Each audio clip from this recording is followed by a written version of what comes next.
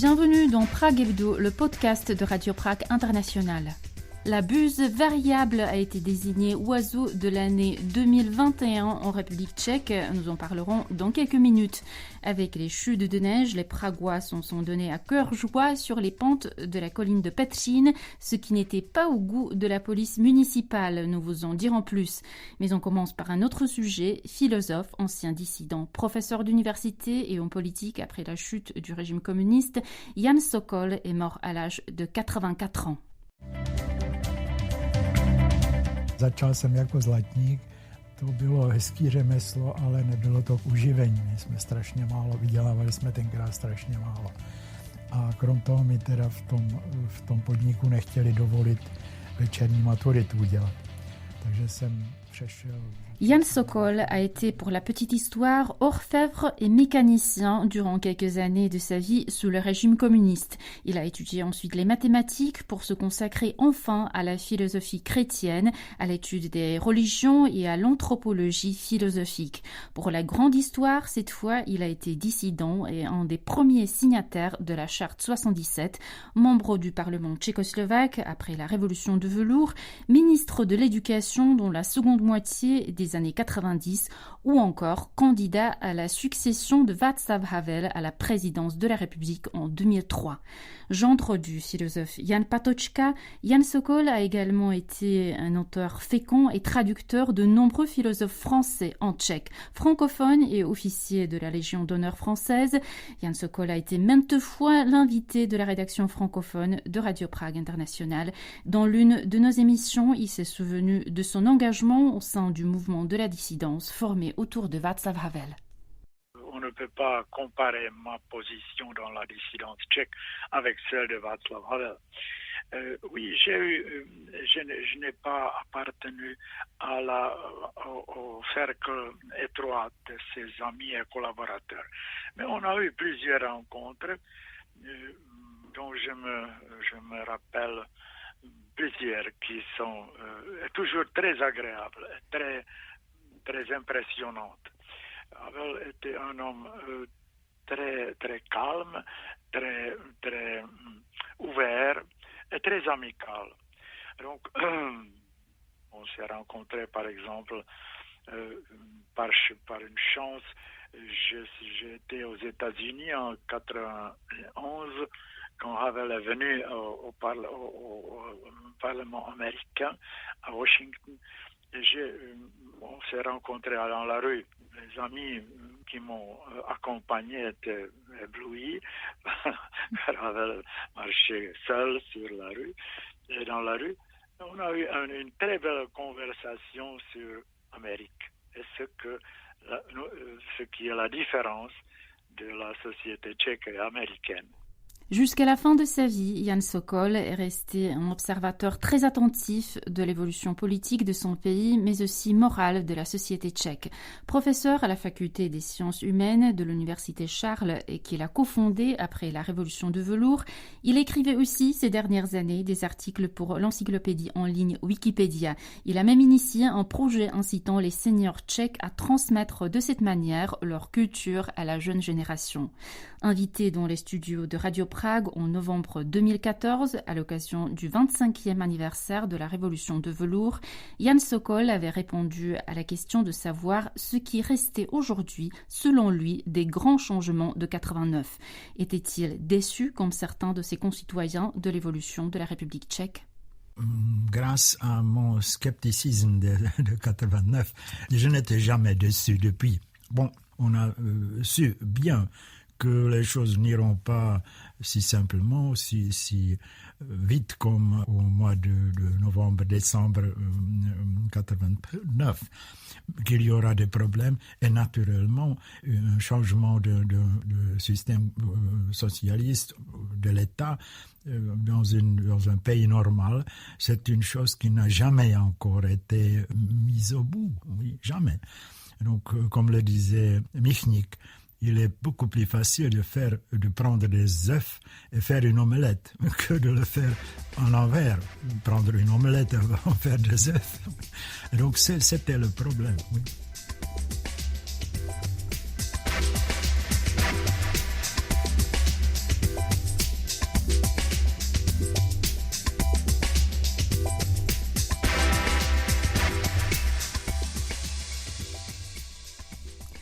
Prague, ces collines enneigées, des dizaines d'enfants dévalant les pentes de la colline de Petřín et la police municipale.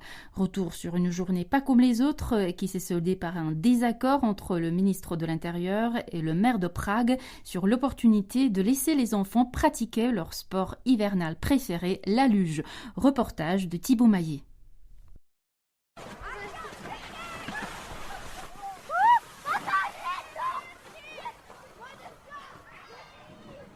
La pente est douce ici à Stromovka, devant le parc des expositions, et rien d'illégal.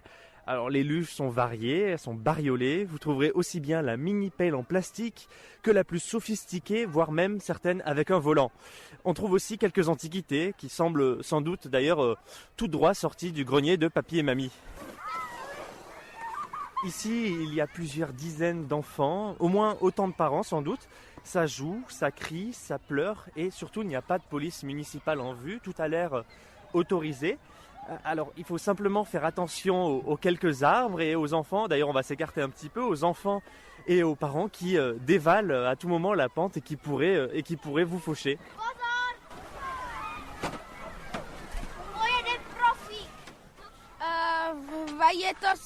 C'est super, j'ai pas la neige chaque jour, donc j'en profite. C'est laquelle ta luge? C'est celle-là, la rouge. C'est super pratique, t'as un volant, tu peux tourner comme ça? Oui, et la même en franc, et je peux tourner. Je pense que demain il y aura encore de la neige, mais pas pour longtemps. À quelques encablures de là, sur la colline de Petržín, plusieurs scènes ont enflammé les réseaux sociaux. Sur une vidéo, on pouvait voir un homme, visiblement peu sensible aux moins 10 degrés de la capitale, dévaler à ski les pentes quasiment dans le plus simple appareil, uniquement vêtu du maillot iconique du film Borat. Certains observateurs ont également rapporté que le funiculaire de Petržín, d'ordinaire plutôt calme, était bondé, pris d'assaut par les skieurs qui s'en servaient comme d'une remontée mécanique. Au micro de la chaîne de télévision privée CNN Prima, le ministre de l'Intérieur, Jan Hamáček, avait d'ailleurs fait part de son intention de siffler la fin de la récréation. Il déclarait « Il n'y a pas, à ma connaissance, de pistes balisées à Petržín. Alors si quelqu'un fait du ski ou du snowboard en dehors des pistes balisées, je pense que ce n'est pas conforme à la loi. » C'est alors un autre genre de scène qu'ont vu les internautes apparaître sur leurs écrans. Dès le lendemain, des policiers municipaux sont intervenus pour rappeler à l'ordre aussi bien les skieurs que les enfants et leurs parents. Selon la porte-parole de la police de Prague, Irena Seifertová, ces activités constituaient une violation d'un décret de 2001 portant sur la protection de la verdure publique. Cela ne veut pour autant pas dire que c'est interdit partout. Les lieux sont définis avec précision, a-t-elle ajouté. Les contrevenants risquaient jusqu'à 10 000 couronnes d'amende, soit environ 400 €, mais la porte-parole de la police de Prague a fait savoir que personne n'avait été verbalisé. Le maire de Prague, Zdeněk Hřib, du parti Pirate, s'est ému de la scène. Dans un message posté sur Facebook, accompagné d'une photo dans laquelle il se mettait en scène sur une luge, il écrivait alors « Le plaisir de la luge est le bienvenu à Prague. Expulser les enfants des pentes de la colline est un non-sens. Il s'est avéré qu'il existe une sorte de décret municipal vieux de 20 ans qui interdit le ski ou la luge dans certaines parties de Prague, par exemple à Petržín. Mais je ne comprends pas du tout comment il a pu être approuvé à l'époque sous cette forme. » Pour conclure, il faut qu'on vous avoue quelque chose. Vous connaissez notre professionnalisme, bien évidemment, mais on a gardé une certaine âme d'enfant, alors allez, on se retrouve en bas.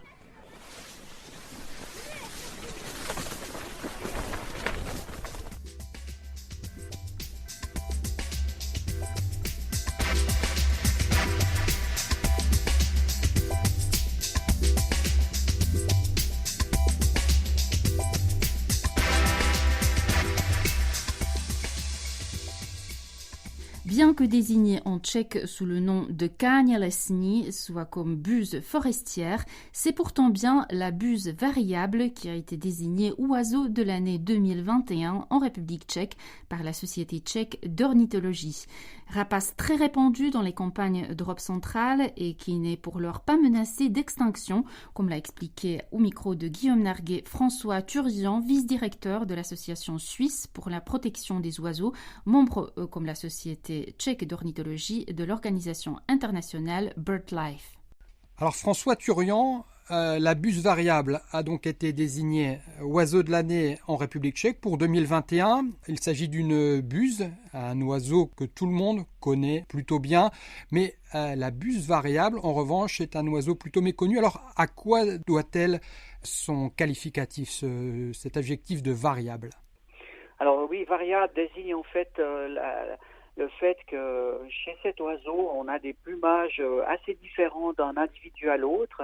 Donc il ne s'agit pas d'une variation de couleur comme qui varie en fonction par exemple de la saison, comme on le rencontre chez certains oiseaux comme le lagopède qui deviennent tout blancs en hiver ou le lièvre variable. Mais là, il s'agit bien d'une variation individuelle. Voilà, on a des buses qui sont très blanches, d'autres qui sont pratiquement noires, avec tous les gradients, je dirais, de couleurs entre ces deux formes. La plupart des buses sont brunes, généralement brunes, avec une bavette, un croissant clair sur la poitrine. Mais il y a quand même des variations de couleurs assez importantes. Ça s'explique parce que c'est un oiseau de proie qui a une répartition assez large. Elle habite le nord de l'Europe, la Russie, mais aussi les pays méridionaux. Et donc, il y a différentes aussi sous-espèces qui se sont créées au fil de l'évolution. Et ces sous-espèces présentent quelques particularités aussi de coloration. Et donc, c'est vraiment la variabilité de cette coloration individuelle qui a donné son nom français à cet oiseau. Que dire de ce rapace assez méconnu alors que c'est l'oiseau de proie qui est le plus répandu dans notre environnement? C'est même l'oiseau de proie qui est le plus proche de l'homme. Oui, c'est vrai que c'est parmi les rapaces diurnes, c'est l'espèce la plus fréquente en Europe. On la rencontre vraiment partout en Europe, à l'exception du nord de la Scandinavie, des zones les plus froides, où là, elle laisse sa place à sa cousine, la buse patue, qui est plus adaptée au froid. Mais autrement, elle est vraiment présente partout. Elle n'a pas des exigences très très spécialisées, donc ce qui explique aussi sa grande répartition. Il lui faut quelques arbres pour sa reproduction, il lui faut suffisamment de nourriture, et puis voilà, donc elle est vraiment partout. Elle se rapproche aussi des bords des routes, notamment à cette saison en hiver, quand le temps est froid. Les bords des routes davantage déneigés lui offrent beaucoup plus de possibilités pour chasser les petits rongeurs. Évidemment, c'est pas sans risque pour elle, puisque à ce moment-là, elle se rapproche du trafic routier qui cause quand même une forte mortalité chez cet oiseau. Lorsque l'on se promène, par exemple dans la plaine, avec les enfants, et que l'on voit un oiseau, un rapace planer, tourner dans le ciel, qui est souvent en train de chasser des petits rongeurs, on dit souvent qu'il s'agit d'une buse, parce que justement c'est l'oiseau qui nous est le plus familier. Mais est-ce qu'il s'agit bien de cette buse variable, et comment la reconnaître? Alors la buse variable est un rapace de taille moyenne qui fait à peu près, dont l'envergure est à peu près d'1,20 m, un poids de 800 grammes. Donc il fait partie de ce qu'on appelle les rapaces de taille moyenne, au même titre que la buse ou que la bondrée apivore. Donc pour reconnaître la buse, il y a deux, je dirais en vol, il y a deux critères qu'il faut examiner. La buse tient généralement lors du vol plané ses ailes légèrement surélevées, donc ça forme un très léger V quand on regarde l'oiseau par l'arrière ou par l'avant. Donc ça, c'est une bonne façon de la distinguer d'autres rapaces qui, eux, tiennent généralement les ailes plats ou alors légèrement tombants. Et puis le deuxième critère, c'est d'observer la queue qui, au moment du vol plané, est vraiment très arrondie. Elle est très arrondie, et ça permet de distinguer la buse des milans qui, eux, ont une queue fourchue. Donc voilà, je dirais, ces deux principaux critères qu'il faut examiner lorsqu'on observe un rapace en vol. Et voilà, dans beaucoup de cas, il s'agit de la buse variable, parce que c'est encore une fois le rapace le plus fréquent, mais elle peut coexister avec d'autres espèces d'oiseaux de proie.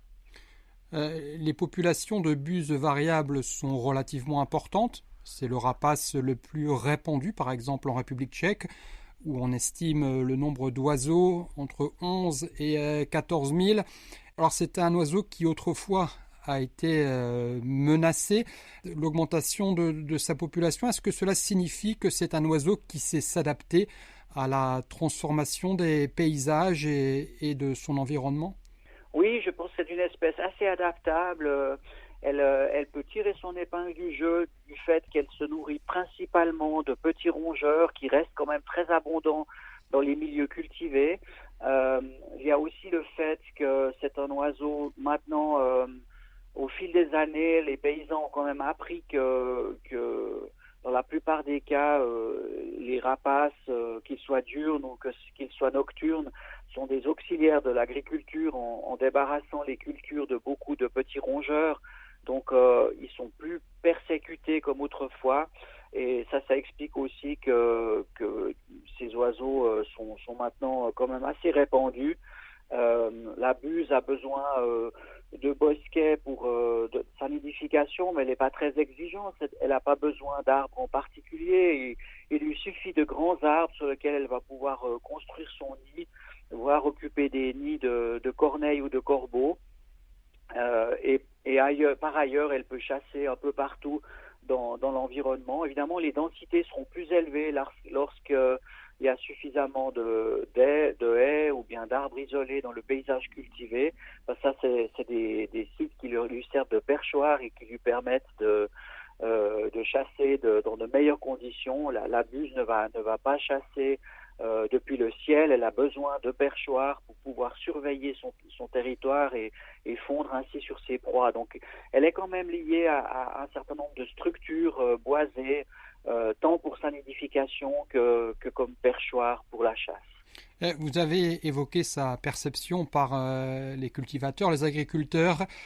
C'était aussi la bête noire des chasseurs. Ce n'est plus le cas aujourd'hui? Ouais, les rapaces restent quand même dans le milieu de la chasse pas toujours très bien connotés. Il y a quand même encore un certain nombre de préjugés qui circulent. Il y a aussi évidemment la bêtise humaine qui fait que certains rapaces ou d'autres oiseaux protégés sont encore trop souvent victimes de coups de feu. Voilà, donc je pense que c'est plus vraiment de l'ignorance, mais c'est plutôt de la bêtise qui fait que certains prennent encore ces oiseaux pour cible.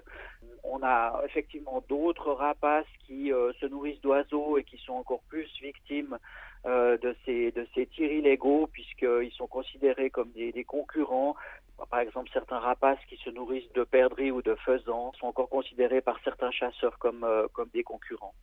Tout le monde n'a pas la chance, comme vous, de vivre en Suisse, de pouvoir observer des rapaces plus majestueux, peut-être comme l'aigle.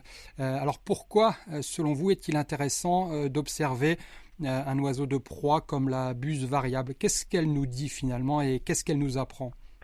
Alors la buse nous apprend peut-être la patience déjà parce que lorsque l'on observe une buse sur son perchoir, elle peut passer des heures à attendre le passage d'un petit rongeur qui lui servira peut-être de pitance. Je dis bien peut-être parce que c'est aussi un rapace qui ne réussit pas ses tentatives à tous les coups.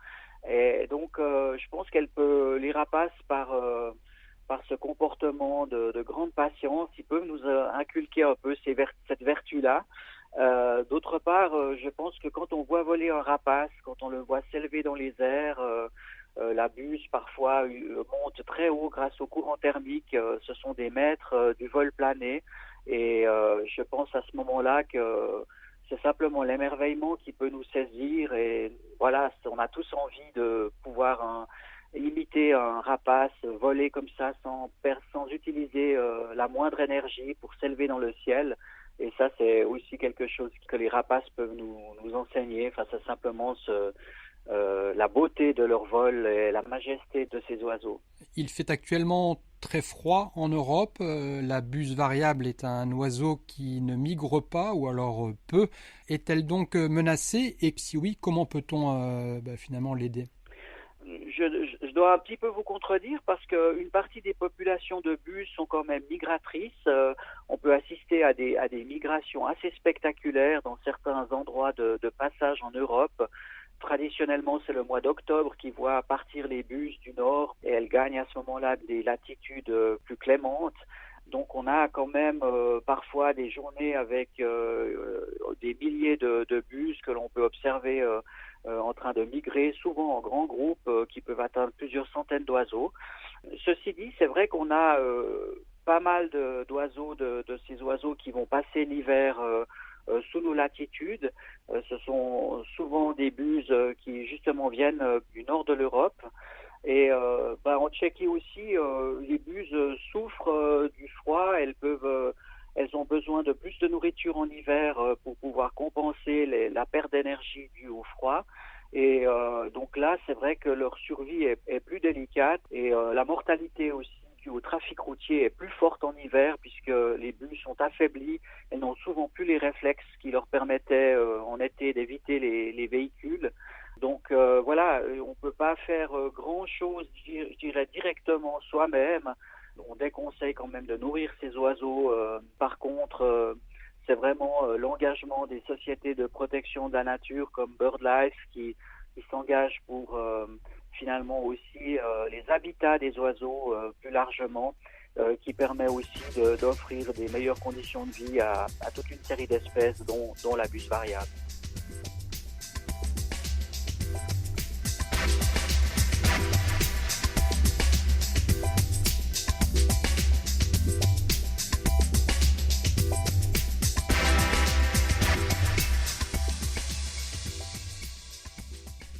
Voilà, Prague Hebdo, c'est fini pour aujourd'hui. Avant notre numéro de la semaine prochaine, nous vous invitons à suivre l'actualité tchèque sur le site de Radio Prague International, français.radio.cz et sur les réseaux sociaux. Magdalena Hrozinková au micro vous dit à la prochaine. Naslyšenou.